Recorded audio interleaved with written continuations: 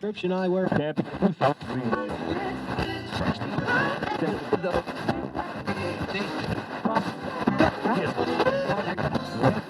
Prescription eyewear.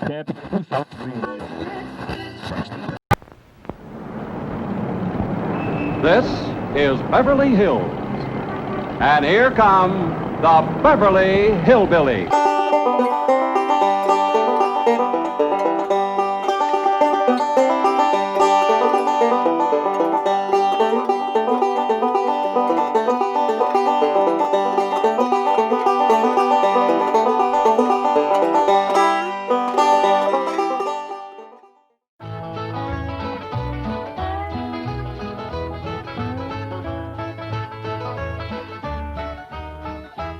You know something, Granny? I feel sorry for Mr. Drysdale. Well, that poor man might as well be single with his wife gone all the time. He's a lost soul, Jed. I was glad you invited him over for supper last night. But even my cooking didn't cheer him up. Yeah, I noticed he hardly touched his plate of grits and possum belly. Even when I spooned on some gopher gravy.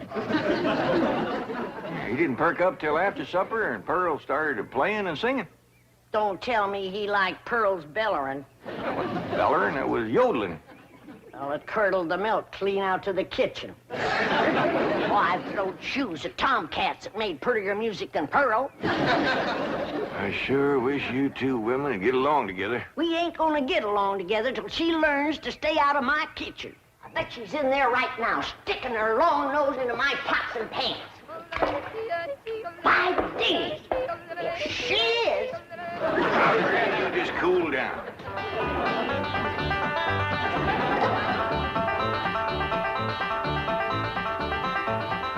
I warned you to stay out of my kitchen. Oh, Jethro, save you more. Protect me from that wild woman. Hold her, Jethro, so I can paddle her. Granny, a thing like that could smart. I'll put me down, big overgrown put. Hey, what's going on here? Jethro, put your granny down. He was fixing to whomp Ma. I'll whop her. Here, Ma, now it's a fair fight. I'm not gonna whomp nobody. Well, then you tell Pearl the next time she sticks her nose in one of my pots, I'm gonna cook it. It is my bounden duty as a mother to supervise the victuals of my growing children. Don't tell me they is still growing. The Clampett side of the family has always been big, strong, strapping folks. It's your family that brought in the runts. Who you call a runt? I think she meant you, Granny. He's about as helpful as a high wind in a prairie fire. Come on, Pearl, you and me's gonna have a talk. Jethro, you stay here and help your granny cool down. Okay, Uncle Jed. Granny, would you rather I held you under the faucet here to cool off, or took you out to the cement pond and ducked you?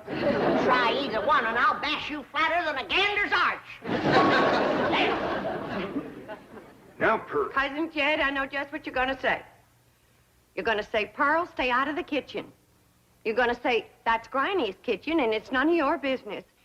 You're going to say, stay in your room where you belong. That's what you're going to say, ain't it? Ain't nothing like it at all. What I was gonna say was, it seems to me that a handsome widow woman in the prime of life ought not to be hiding herself in the back part of the house, working over steaming pots and pans and dipping her playing fingers into soapy water and hoarsening up her beautiful singing voice yelling at Granny. That's what I was gonna say. Praise be. Why don't I keep my big mouth shut and just listen? You know, Pearl, you got the gift of making music, and I reckon there ain't nothing these city fellas likes better than that. Really, Jed? Yeah, remember last night Mr. Drysdale was here and you was playing and singing and yodeling for him? Yeah. You brung that poor lonesome man a lot of happiness. Jed, you ain't agreeing in me, are you? I'll give you my word. Remember that song you sung, The Flowers That Bloom in the Spring, Tra-la? Yeah. Well, you had Mr. Drysdale believing it was spring. No. Yeah. While you was still singing, he went, flung open the window, stuck his head out, and started taking deep breaths, just like he was really smelling them flowers. You reckon he liked my yodeling? Pearl, he like to went wild. I reckon them city fellas don't get a chance to hear much yodeling, 'cause when you throwed your head back and cut loose, it really grabbed a hold of him. It did? He gripped the arms of his chair till his knuckles turned white. Then he commenced to rocking back and forth and moaning like he's under some kind of a spell. And his eyes commenced to circling in his head, and real tears run down his cheeks. Before you got done, he was limp as a dish rag. I had to help him to the door. Uncle Jed, I can't seem to do nothing to cool Granny off. Ain't no need to, Jethro. Your pretty, young, piano-playing ma has decided not to hide herself away out in the kitchen. That's a good idea, Ma, because Granny, she'd find you and whomp you. Well, we'll see about that. Well, you stay out here and practice playing and singing and yodeling. I'll take care of Granny. I wonder if I should have told Uncle Jed that Granny's waiting behind the door with a skillet to whomp the first person that sets foot in her kitchen. Reckon I should have. Jed, I'm sorry. I thought it was Pearl coming in. Granny, you done shortened me. I'll make a poultice for your head right away now, Jed. Right away.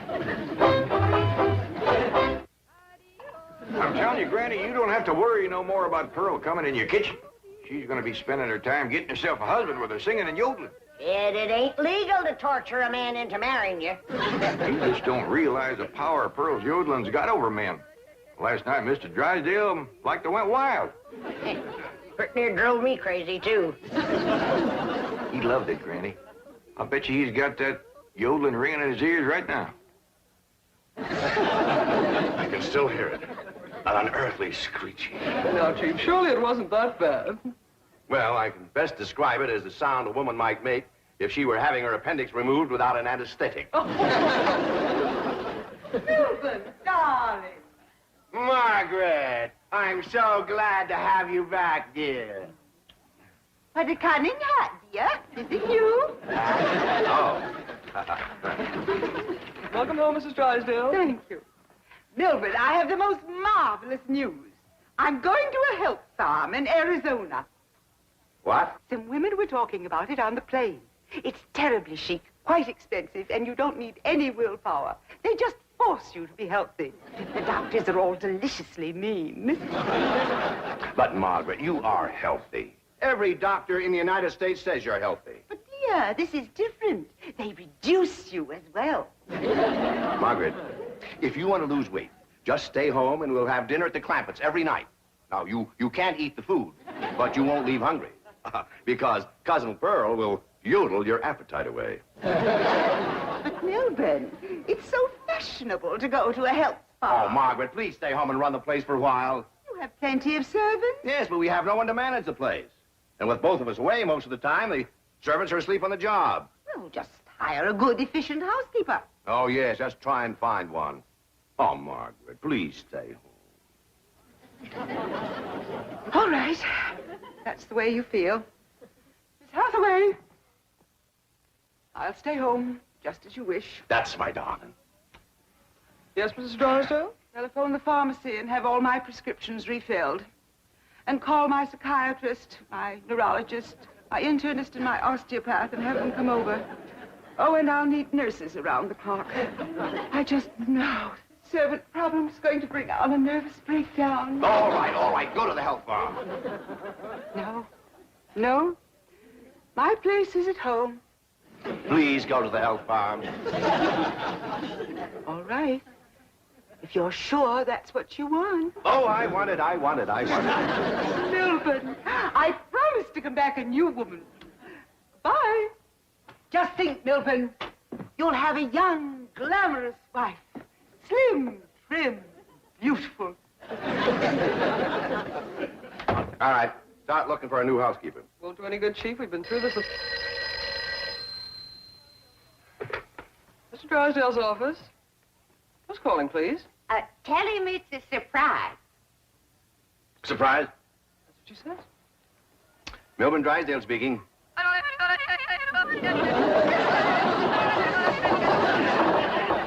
What in the world is that? That is Pearl Bodine yodeling. Now, when she comes up for air, tell her I was drafted. Chief, she might be the answer to your housekeeping problem. What? Be nice to her. I'll explain. Hello? Hello?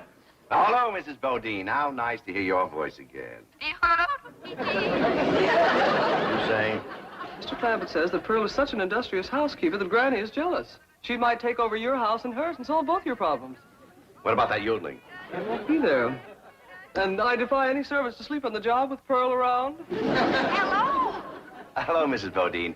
I wonder if I might come over and talk to you for a while. What, talk to me? Well, what about? Well, I think you may be just the woman I've been looking for. Yeah. To take over the running of my house? Well, yes. Come right ahead. Can we say 3 o'clock? Let's say 2. Goodbye. Oh-la-lee, oh-la-lee, ooh, oh-la-lee, oh-la-lee, ooh. Will you stop that infernal caterwauling of yours? It might be infernal caterwauling to you, but it's pure catnip to me. Oh-la-lee, oh-la-lee, ooh. Oh-la-la-la-lee, oh-la-lee.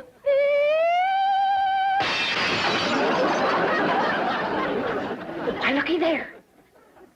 I hit such a perfect note, it busted the glass. It wasn't your voice that busted the glass. It was your face. We'll see who gets the last laugh when my sweetie comes.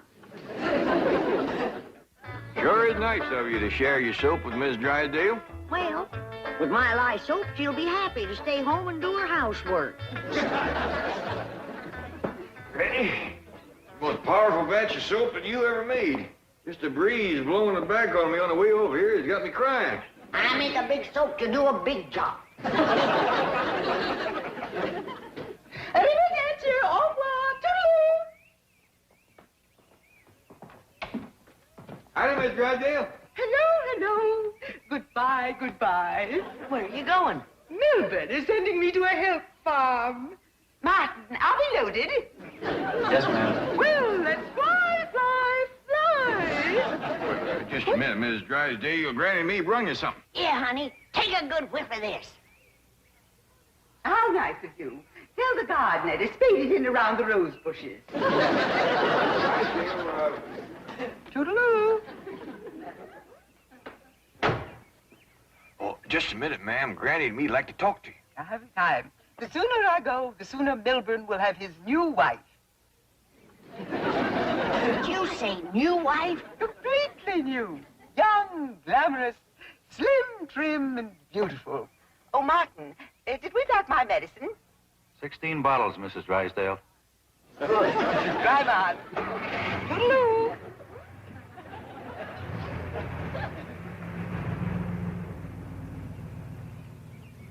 How could a woman be so cheerful about her husband getting a younger wife? You heard her. She's loaded. Yeah, both of them. Sued to the gills. Who do you reckon is the woman that busted him up? Hard to tell, Granny. There's so many young, beautiful women out here. Yeah, probably one of them glamorous movie stars.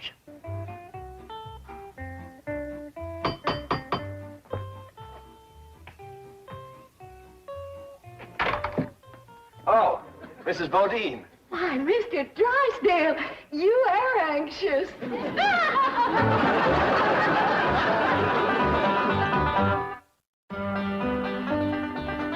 I'd have had a little more notice, I'd have baked your sweet potato pie. It's one of my specials. Oh. Won't you sit down? Thank you. Here, I'll take your hat.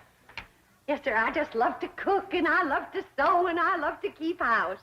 Yes, I've heard you're an exceptional housekeeper. But I ain't one of them fussy ones. No, sir, not me. I say a man's home is his castle, and it is the duty of a woman to make him comfortable. Oh. Here we go. Yes, sir. A man works hard all day, and when he gets home, he has a right to enjoy himself. Take off his shoes and relax and listen to some soothing music to calm his jangled nerves. Please, Mrs. Bodine, not like that. Mr. Drysdale, I gotta ask you to keep a grip on yourself. We're all alone in the house. If you want me to keep a grip on myself, I must ask you not to play or sing or yodel. I understand. Kind of makes you go all to pieces. Yes, it does. Well, you just come on back, and you sit down. Why, Mr. Drysdale, you're perspiring. Why, you gotta get relaxed. Oh, please. A man can't say what's on his mind unless he's resting easy. Land sakes. And with that tie and collar a choking you, it's a wonder you can talk at all. Oh, Mrs. Bodine, I'll be all right. Really, I will. Mr. Drysdale, you got a hole in your stocking. Oh, it's nothing to be ashamed of. When a man ain't got a woman around to care for him, them things is bound to happen. I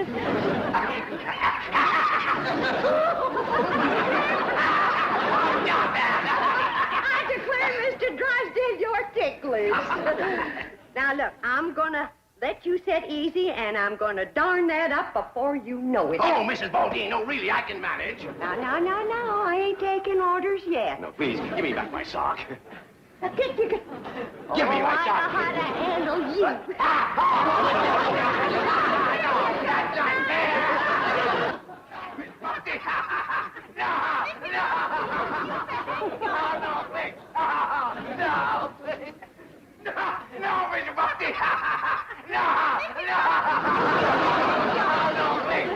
Mr. Drysdale.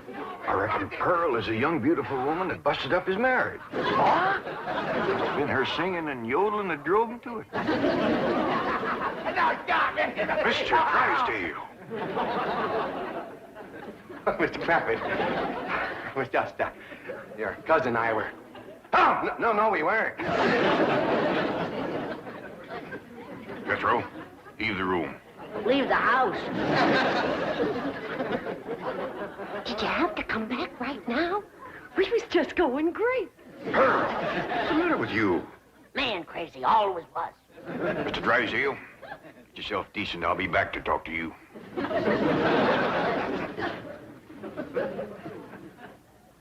Shame on you! You too, Pearl, you homewrecker. I don't know what you're talking about. You told me that Mr. Drysdale was crazy about my yodeling, so I called him at the bank, and I yodeled, and he come a-running over here to see me. You done yodeled your way twixt Mr. Drysdale and his wife. Wife, I didn't know he had a wife. Well, he has. The sweetest, kindest, nicest, drunkenest woman you ever saw. You done sent her to the farm. Put her out to pasture so he can marry you. You seen her leave? Oh, she knows about you, Pearl. Said her husband was going to get a new wife. Young, glamorous, slim, beautiful. Jed, that can't be Pearl. You're forgetting what a powerful spell her voice throws on a man. Now, Pearl, I'm going back in there and try to talk some sense to Mr. Drysdale. Whatever you do, don't yodel.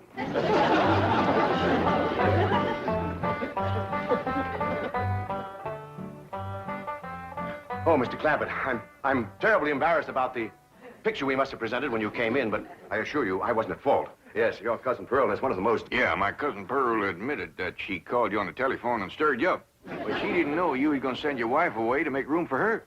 Oh, but I didn't. In the first place, my wife is never home. Second place, if she does come home, there's still plenty of room for both of them. Mr. Drysdale, I hear tell that you folks out here behaves mighty different than we's used to. I know you're carrying a heavy load on account of your wife. But I just can't let my cousin Pearl get mixed up in any kind of goings-on like that. Well, then, if I can't have Pearl, can I have Granny?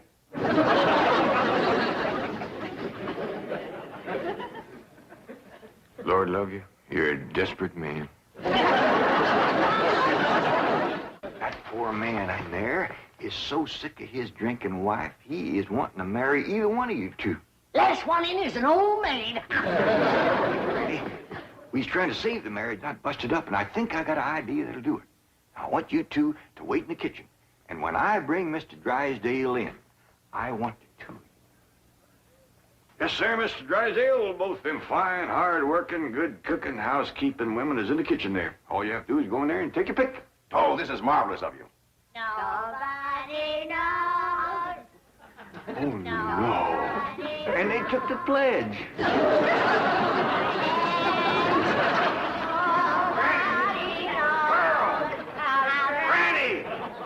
Well, look who's here. It's old Jed himself. And there's Milby, baby. You fellas want to dance? Come on, have a little dance. Come on now. You can't dance. in there. Why not? It's all downhill. Take your pick now, Mr. Drysdale, while I can still walk over to your house. Oh, he's gonna pick me. Ain't you, sweetie Milby? Oh, no, he ain't. He's gonna take me, ain't you? Listen, you get your banker grabbing hands off of him. Who you shoving, fella? Who you shove it, huh? I'll show you. Shove it there.